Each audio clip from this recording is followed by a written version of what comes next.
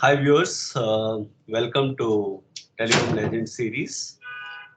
This is a series which we have thought that this is a good time that you should know that who are the leaders who have worked last 20-25 years in Indian telecom and who were instrumental in bringing telecom to what level we are today.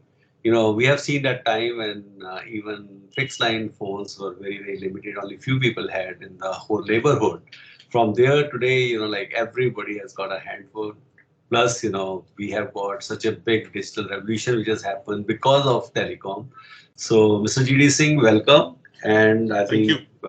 good if you start with some little journey you had in telecom.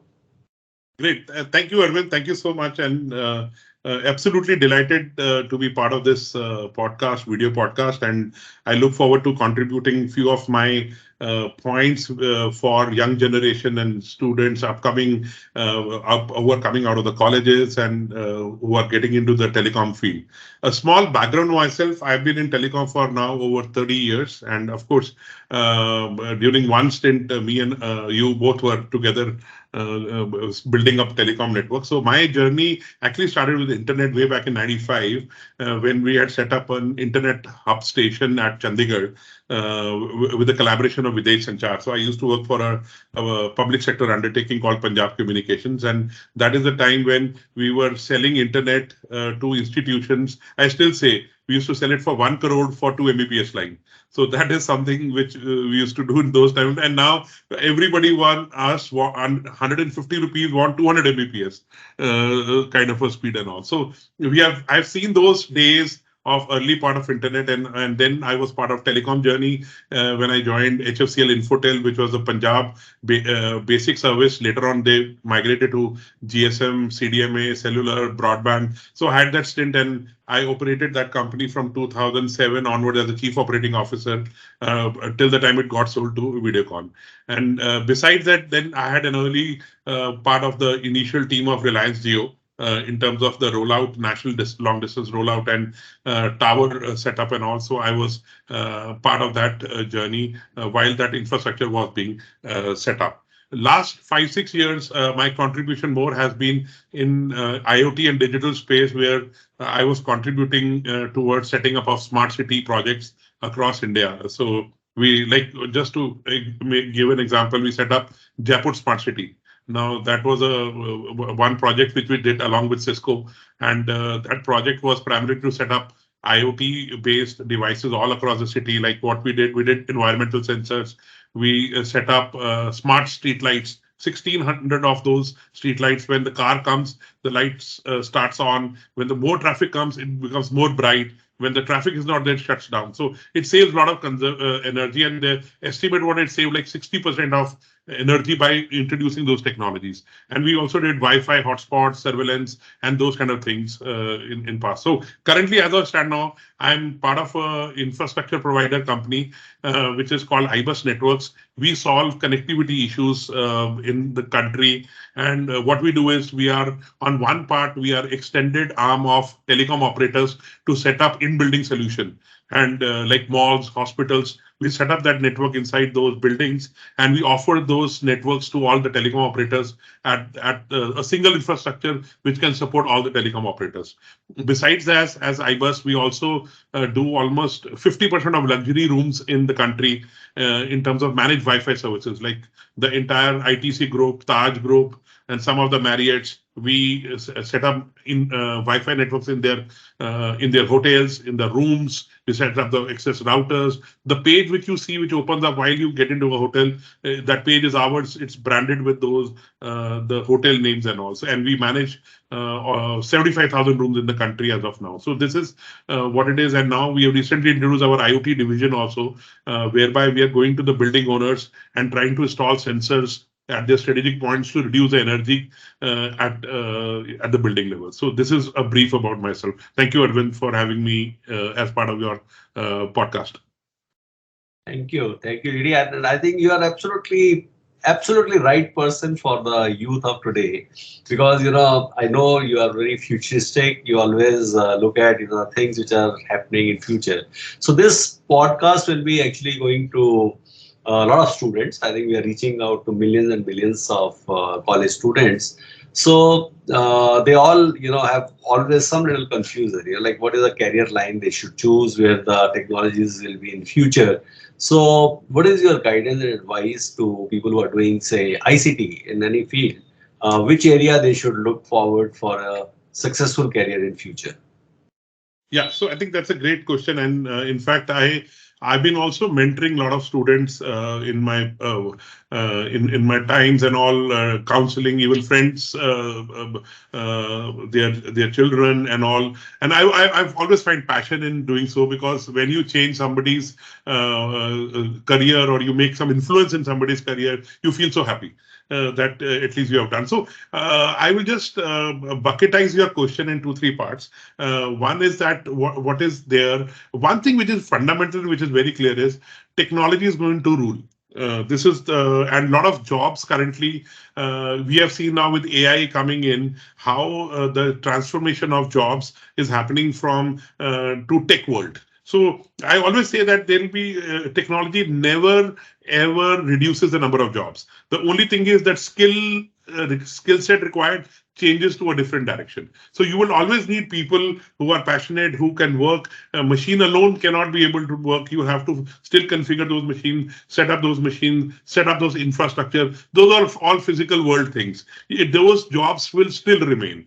The jobs which become more relevant will be the jobs which are people who can migrate those to those technologies. So if I talk about ICT as a whole, sort of a communication, information communication telecom piece, so I think what is now seeing, I will just mention few things which are going forward. What is happening is we are getting out of the traditional telecom space, which initially in our time there were switches, exchanges, and those exchanges were located at one spot. And those exchanges were connected to the telecom towers through fiber, through those bandwidths and those kind of things. So this is how the entire telecom used to work. And the skill sets which were required to get into that, you want to do on the radio side, or you were on the switching side, or you were on the transport sides. So these were the three major sort of pillars on which people used to work. And the skills required, you were an expert on the switch, or you were expert on the transmission, or you're expert on the radio side. These are the three type of skills which are required. Now, once 5G is coming, this is changing. The whole connectivity infrastructure is getting cloud based. No more longer you require big rooms which have switches and those kind of things. And people like Google and Amazon have come out with telecom cloud solutions, and they're running their telecom networks out of that. The last mile, which was the radio, we used to say, which connects your tower with the device, that is now getting converted into more open RAN architecture, whereby multiple people are coming and setting up those architectures, and the backward compatibility to the core is happening. So this is the shift of the telecom, what is happening. Now coming to the brass tacks. What are the skills required? And that is where Telecom Sector Skills Council has done amazing job in terms of identifying those skills in 5G. And be it cloud computes, or be it remote access networks, be it core technology. So TSSC has fundamental courses which can help upskill the student or youth of today to those technologies. So it is important, the child who is who is doing a BTech coming out of the college, he must be relevant to the domain. And relevance today in school or university level is still old time books or telecom books, or those things are taught. The things which are actually happening in the real world, they are somewhat different than what is being taught in the school. Of course, schools and colleges play a very important role in terms of creating a base of that student, so that he's able to understand things when he jumps into the corporate. So I would advise people who are jumping out of the college, they must undergo upskill courses which are actually required by the industry. And those courses will be related to either 5G core, or be it cloud computing, or be it the transport layer, which is MPLS, or now migrating to SD-WAN, the software defined wide area network. So this is the new concept which is being driven driven out in the industry. So they must undergo these courses for 2 months, 3 months, or whatever the time frame is, and then they should jump into corporate life. So a campus to corporate, this bridge has to be done by someone, and I think TSSC plays a very important role in this manner where they can actually connect campus to the corporate. Thank you. Thanks, JD. One more thing, you have heard that PM has announced 6G vision document and 6G test bed. Now, what kind of opportunities it throws open to maybe startups or youth, or like how it is going to change the whole environment. Whether this thinking that India will become technology capital for 6G, to what extent it is going to happen, and in your opinion, what will be the focus area, especially from scaling point of view, what should be a focus area? So I think very pertinent sort of a question.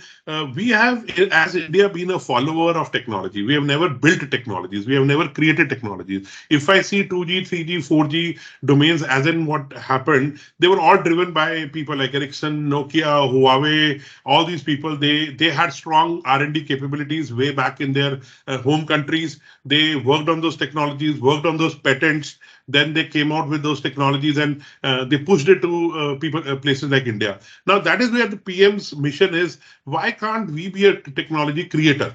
So this is an important step. 5G, I think Jio did some step. Jio has created their own 5G technology solution. They have created their own small cell solution. They have created their own backend network core solution. That was a remarkable thing which Jio could do. And but they are also working with other companies in parallel, because maybe their own technology, the time it is taking to mature up, or to get into the market, or the amount of volume of work which is required. So you at least require 2-3 OEM partners to work with you.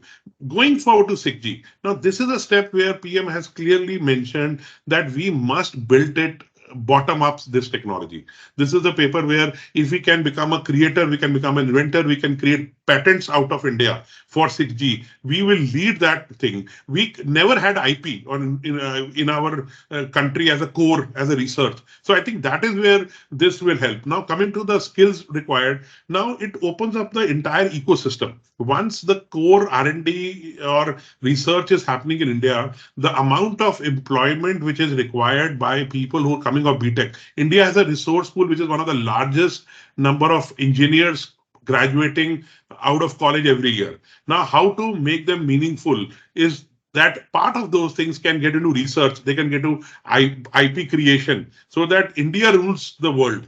They show the path to the world that 6G has been brought by India. Good. GD, I think there is one very, very important point which is coming out, is that Prime Minister Modi has said many times we want to become scale capital of the world. So there are two elements to it. One is like companies like Telecom Sector Skill Council, what kind of focus we should have to make that dream come true. And secondly, there are a lot of youth in India, like who would like to have a career abroad. You extensively travel abroad, you have got fairly good exposure. So on both these questions, what will be your response? So I think I would just say relevance to the need of the corporate should remain the fundamental of what Telecom Sector Skills Council should contribute into. Telecom Sector Skills Council is not a university by itself in terms of imparting education as BTech courses or the MTech courses. They are more skill based, the skills. So I think Telecom Sector Skills Council should be very, very closely working with industry leaders like Jio, Airtel, Vodafone, BSNL, and all those kind of things. That what are their needs, what are they doing, what technology they're adopting, what are they going next. So I think that gap on an overall educational basis, Telecom Sector Skills Council can fill up. So I think that's something we're saying, that if a particular university is not able to talk to corporate and not able to understand what they require, at a overall basis, Telecom Sector Skill Council can actually do that work. In US, we see a lot of universities actually work very, very closely with the corporates. So that culture actually is missing in India. If you see in Stanford, MITs of the world and all, they work very closely with mites of T-Mobile or mites of Verizon. So where the new technology evolution is happening, or they're working with Google or Microsoft for cloud solutions.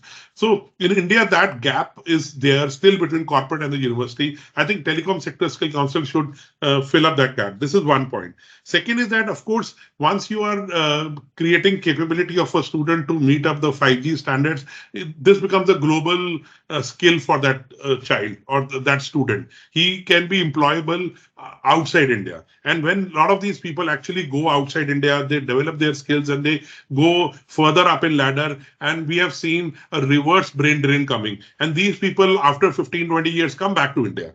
They come back to India at a senior position and level, and then they bring those cultures from there, or they bring those learnings from there, which can help India. I have a lot of friends who have actually, after 15, 20 years spending in US, actually they came back to India. Either they are leading big companies out here, or they are become entrepreneurs. And we know that how Flipkart journey, how Bansals actually came from Valley and came here and set up that huge mammoth Flipkart, which they sold back to Walmart again. So I think those are the kind of things we should encourage people developing skills in India and then going out contributing and then coming back to India and developing India furthermore. Very, very good point. This reverse brain drain, and definitely, I think, in my opinion, that is the best thing what can happen. That like you are skilling youth here, sending them abroad, they are further polishing their skills, learning good practices over there, and then they come back to India, they become very, very good assets. And you're right. I think we have got so many common friends who Yeah, have worked abroad and now they are serving their country very well. yes. So you have actually given some very, very good inputs for the youth, and definitely, I think they learn from your talk. Now, I think the time for some fun questions. I think let it be a, rapid fire session. Just some quick questions, right? Uh, this is just to know you better or just to understand. So first and foremost, like who is your idol in this world?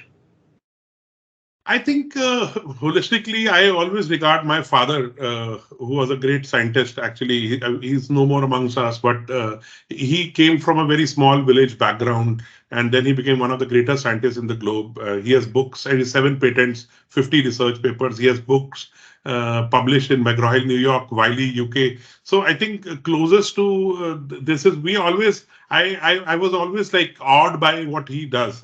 Of course, he never taught me in life in terms of my education and all, but we were all inspired while living in the same environment. He was a graduate of Indian Institute of Science, and he got awards, national awards, highest awards in the country from National Science and Technology Mission. He was honored by presidents in India and all. So I think he still remains role model for me to call out somebody who's personally I don't relate to. There'll be people who are role models who have read books, but he was closest to what I probably think for who made me what I am today. What is your favorite book? Actually, if you ask me, I'm not a very avid reader. I see people reading in an aircraft 100, 200, 300 page books and all. So my attention span is very, very less. I don't read large books. But if you have asked me, people will laugh. I used to read Khushwant Singh's joke books. So, so which were small in one page. There were three jokes. Even if I run out of my attention span, my book is over. Even after reading one page. So largely, I believe on watching videos or listening to talks or attending conferences, seminars, where probably I learn much more. And the management mantras also I've been practicing while handling my people down below. I think I've learned more from those kind of things. I've not read those structured books which have been written by a lot of great authors, but I would have heard them on a podcast, or I would have heard them on a seminar or conference. I heard Eric Schmidt, Google Executive Vice Chairman at Barcelona. I heard Sunil Bharti Mittal speaking there at that forum. So those things inspire me, and when I learn how they have built world class enterprises, so that is how keeps me on. So, which song really inspires you or motivates you whenever you hear it?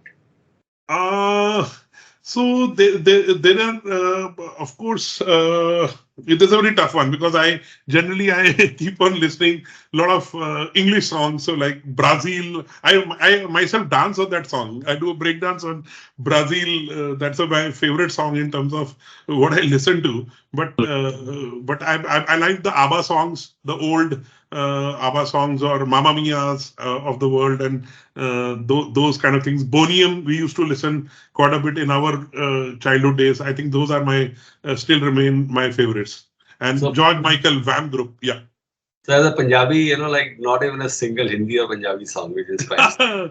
So maybe I'm not. I do not know. So there are good songs in Punjabi Hindi, but in terms of me listening it time and again, probably I just go back to those old classic English country home, take me home, or those kind of songs.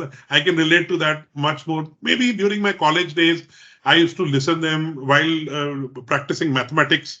I used to listen. Those times, those Sony C60, C90 cassettes were there. Right. So while you were doing, you would just reverse that cassette, keep on reversing while you were working. So those songs actually etched my mind. Okay. And which Indian actress is your favorite? Indian actress, if you say now she's become global, Priyanka Chopra. I think so. She did pretty well for herself. She was a actually she did good in Bollywood, and later on she made a mark. She was a singer in my city. That was one of the songs she sung, and so I think that is one. I briefly also worked on one project with her. We were coming out with web series when we had launched our OTT app called NextGTV. So we created one web series in collaboration with her, and which was named as "In My City," her song itself. So I think that's only one maybe Bollywood actress I can relate to. Uh-huh. And you have been to many countries. One country which is your favorite, all-time favorite. I think I would put it like as a I've been to US, Europe, and Southeast Asia pretty number of times, but I think two cities in Europe, Amsterdam and Barcelona, they remain my utmost sort of close to one. I've been to Amsterdam and Barcelona both, maybe individually 20 times each, or maybe more than that. Amsterdam, there used to be hub for India Broadcasting Corporation, IBC, and Mobile World Congress in Barcelona. So those are the two cities we used to go pretty often, and I think those are the two cities which I love the most. And of course, if I go to Southeast Asia, Singapore remains my first and foremost sort of food and hotels and all those kind of things. So Singapore is a complete package by itself. And in US, if you ask me, I think San Francisco, the Napa Valley, the Sonoma Valley, the entire San Francisco belt right to Half Moon Bay.